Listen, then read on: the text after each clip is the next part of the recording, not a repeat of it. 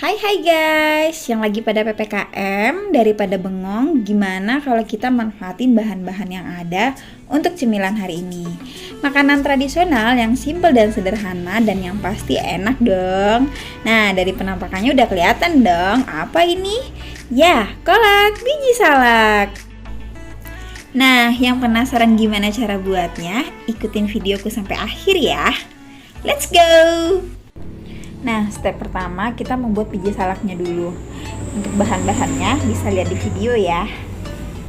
Next, jangan lupa ubinya dibersihin dan dicuci dulu. Kemudian kita potong kecil-kecil atau seperti dadu supaya nanti pas dikukus ubinya lebih cepat lunak dan empuk. Nah, kemudian masukkan ke dalam panci. Oh iya, jangan lupa tadi airnya dipanasin dulu sebelum dimasukin ubinya ya. Dikukus lebih kurang 10 menit. Nah, setelah 10 menit berlalu, kita buka tutup pancinya, kemudian kita tes potong ubinya. Nah, jika sudah lunak dan terlihat empuk seperti ini, ubinya siap kita angkat dan kita matikan kompornya, lalu kita haluskan seperti ini, sampai benar-benar halus. Untuk menghaluskannya, jika teman-teman punya chopper, itu juga bisa digunakan. Nah, sementara di sini aku emang bener-bener manual, pakai tangan, pakai sendok, dan aku manfaatin gelas supaya didapatkan halus yang bener-bener sempurna. Atau teman-teman juga bisa manfaatkan ulekan cabai, tapi ingat dibersihin dulu ya, atau bisa dibungkus pakai plastik atau apapun deh, yang penting nggak kecampur rasanya ntar.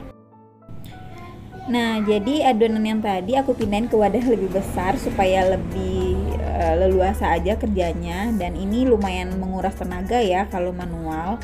Nah, udah benar-benar halus, kemudian kita masukin tepung tapiokanya, lalu aduk tepung tapioka dan ubinya sampai benar-benar merata. Oh iya, kemudian jangan lupa masukin 1/4 sendok teh garam ya, karena tadi aku lupa videoin.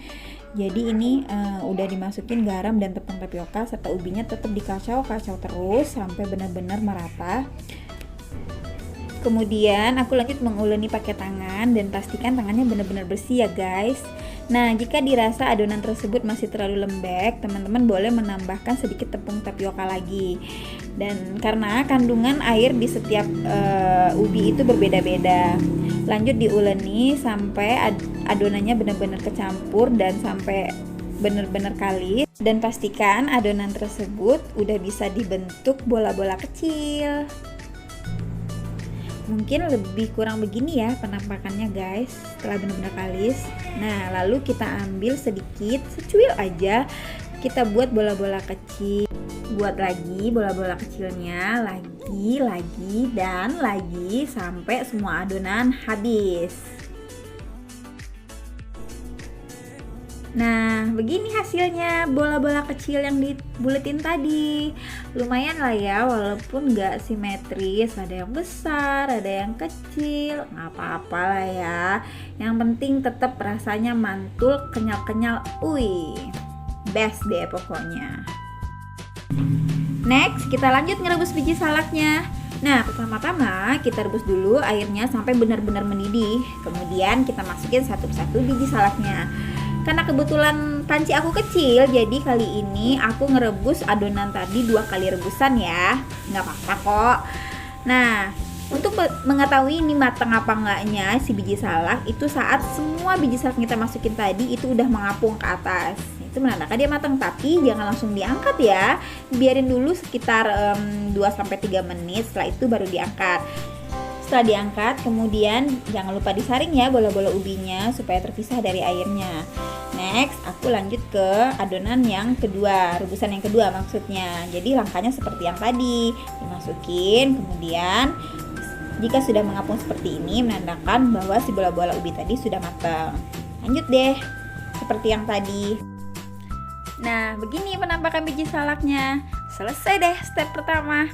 Next, kita lanjut ke step kedua. Kali ini kita akan masak saus gula merahnya. Nah, bahan-bahannya seperti yang terlihat di video ya. Pertama, kita masukin air putih, kemudian si gula merah.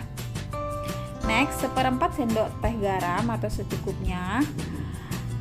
Next, kita masukin 1 lembar daun pandan. Nah, setelah itu kita nyalakan kompornya. Jangan lupa masukin gula. Nah, gula ini sesuai opsional ya, sesuai selera. Kemudian direbus sampai mendidih. Setelah mendidih, ini kita saring supaya tidak ada ampas yang tertinggal. Nah, ini adalah tepung tapioka yang kita campurin air supaya ini kuahnya terlihat kental. Jadi kita masukin sedikit dulu sambil diaduk. Nah, ini kompornya belum dinyalain ya. Diaduk-aduk terus, kemudian masukin semua tepung tapiokanya. Diaduk-aduk, aduk terus, kemudian kita nyalakan kompor. Diaduk-aduk terus sampai ini mendidih. Nanti terlihat ada gelembung-gelembung. Nah, bahkan ini warnanya akan lebih hitam. Selanjutnya kita akan masukin si biji salaknya tadi ke dalam saus gula merah yang udah mendidih. Dimasukin semua, lalu diaduk-aduk sampai ini benar-benar ada lagi gelembung-gelembungnya. Nah, setelah itu baru dimatikan kompornya. Selesai. Next, di step terakhir, itu step 3, kita buat kuah santannya. Jadi bahan-bahannya itu adalah 300 ml santan, 1/4 sendok teh garam, sama 1 lembar daun pandan. Nah, ini udah kita masukin garamnya, udah masukin daun pandannya. Lalu ini diaduk-aduk sampai mendidih. Sampai ada gelembung-gelembung sedikit aja, itu udah mendidih. Dan jangan sampai ini si santannya pecah, jadi kita harus aduk-aduk terus.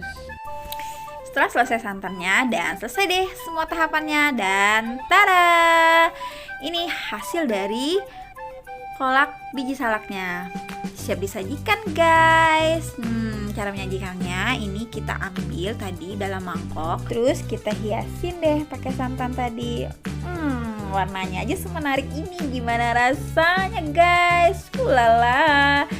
Terus dihiasin nih pakai sedikit seimpit daun pandan. Mantul nggak tuh? Mari kita coba guys. Bismillahirrahmanirrahim. Enak banget. Nah, ini kenyal-kenyal. Nah, ini aku tes nih, kenyal banget. Sumpah ini enak banget, enak banget. Boleh dicoba di rumah. Terima kasih udah nonton. Semoga bermanfaat.